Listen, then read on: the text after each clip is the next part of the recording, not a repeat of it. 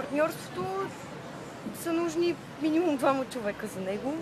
Това са сложни човешки отношения, в които са нужни много компромиси пред други неща. Какво е условието, за да имаш добър партньор или да си добър партньор? За да имаш добър партньор, трябва да сте готови да си правите компромиси един на друг, да има някакво разбирателство и най-вече топли чувства. Зависимост от това какви са отношенията, приятелски или професионални. Или професионални, да. Според вас, от какво се нуждаят младите хора, за да се реализират в България? Като цяло, първото, което според мен е много важно условие, това е обучението да стане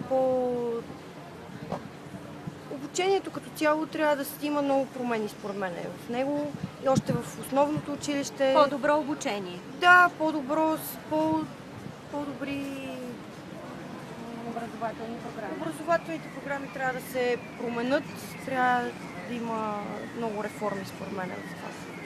Какво бихте казали на вашите връстници, на младите хора, за да ги заредите с позитивна енергия или пък да направите нещо, което ще ги накара да се усмихнат? Бих им казала да са по-усмихнати, като цяло да не се връзват много на негативните обстоятелства в живота и да са амбициозни, напористи.